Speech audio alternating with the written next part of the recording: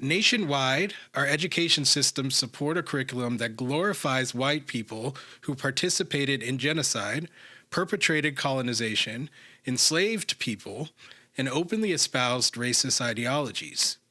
This is done to promote the mythology that white people are morally and intellectually superior, that they were the good guys who built the United States on an exceptional moral foundation. Yeah, good stuff there. Really just not holding anything back, saying it how it is. I really appreciate that. I really like that.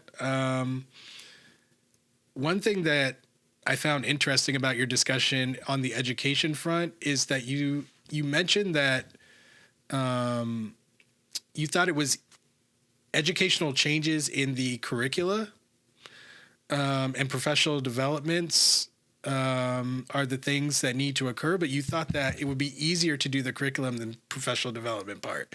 And I was kind of like, how? Given the laws that have been passed kind of restricting what we're supposed to be talking about in the race context. I'm sure given your work, you have deep insight on that. So I was like, I got to ask him.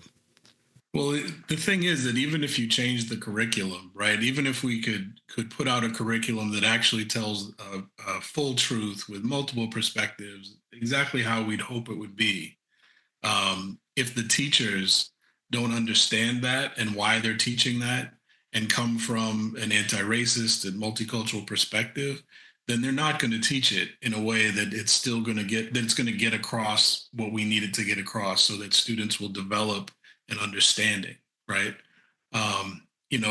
There are places that I've worked and schools that I've consulted with where they actually have very strong curricula. But when you go and you sit in the classroom, you can tell as another educator if the teacher doesn't agree with that perspective. And so one of the myths that I think exists for us as a society is that educators are all very progressive, right? And as an educator yourself, I'm sure you know this. I think that they like to be perceived that way. But many educators are quite conservative, and by conservative I mean that they believe in an old version of what we teach. The ideas that you mentioned in the quote, and that's weird, by the way, to hear myself quoted, but they still believe the mythologies, right? And they're very much attached to that because they, especially teachers that have been teaching for a while, that's what they've been teaching, and they want to see themselves as not biased. They want to see themselves as the good guy, right? And so they don't want to hear that this is a totally different reality, right? And so we get a lot of resistance when we work with teachers. Even those teachers that may be a little more progressive, it's still difficult to make that transition. So I think that's probably what I was talking about. And that the curriculum part is, there's plenty of curriculum out there, right? There are phenomenal history books, for example. There are wonderful books that can be in the literature curriculum. There's so much available. That's not the problem, right? The problem is getting. Now it's also the legislation. But that's all I was thinking about. Is I was right. Like, you're right. It's out there, but then like, are people going to see it? Are people going to engage with it? If you don't even, if you're not even allowed to put it in front of somebody, then.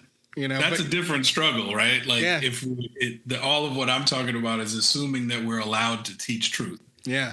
But when you're not, like at issue. Right. Yeah. Well, that's new. And that's probably a little after I finished writing, right? So we've gone back to book bans, which is, incredibly regressive. And, when you have these kind of bans, not only just books that they would disagree with, but whole people's histories, right? Florida is the one that's been in the news the most, but it's certainly not the only state where we're having these problems. But Florida in particular has banned, advanced African American history. That's a whole history. It's not even which perspective or anything like that. We're just not teaching this, right? And the idea that not only are we not allowing this, but we're also not going to allow books that address this, that even talk about race and racism, that are critical at all. And then, of course, there's the additional issues as well around LGBTQ plus concerns and all of that. It's not just limited to race. 100%. So yeah, so obviously that's a different challenge. That's a political challenge, and that's where educators need to be included in the dialogues about political platforms and involved in how politicians address these things. And too often we're not. Yeah. We hear talking heads that have no idea what they're talking about with respect to education, debating back and forth about what we do.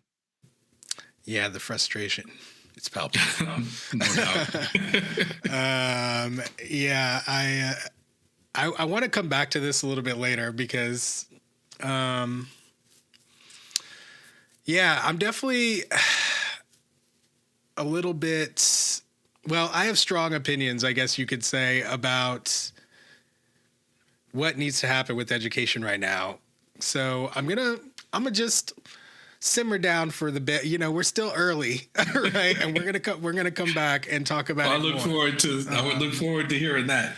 Yeah, it's mostly just about the fact that, again, those laws. You mentioned them appropriately, and they're not just about about race. There's also, like you said, LGBTQ issues and others. But one thing about those laws, they're very, I say on the show that they're the protect white children's feelings laws, because that's literally how they're written, like make sure nobody believes this about your race, or like make sure nobody thinks that about your race. It's like, and you're clearly not talking about black people, Right. So yeah, nobody's concerned about that part. Yeah. So it's just, I feel like if they've gone that far, that's kind of practically a final word on how the government feels about education, but we're not really talking about it that way. I'm there personally. And so, that's how I get that. And I think, there's always that, question about when is the right time to have these conversations. And, my feeling on that, of course, is if Black children, any children of color, are having to experience racism, then there's no reason that we can't have this conversation with everybody else, right? Because I don't care what age it is, when a child becomes conscious that they're experiencing racism, that's at that point, the white children need to become conscious as well. And if we're not going to do it in school, then it's not going to happen, at least not as easily, right? That's the place where we do the work, which is exactly why there's this effort, because school is the place, right, where we learn so-called American culture, where we learn, our who we are as a nation and all of that. And so it doesn't serve the purpose to continue with oppressive systems, to discuss those systems as bad, right, as problematic. And in a country where, we're taught to be to have this sort of individualistic perspective, that comes from quite a few European cultures, but doesn't resonate across the board. That idea of saying, okay, let's use that and talk about what can you do as an individual to create change. We don't have that conversation in school either, right? But honestly, I think that the rhetoric about we don't want to hurt these kids' feelings, I really feel like that's part of the PR component of it. But I think that the actual purpose of it is larger.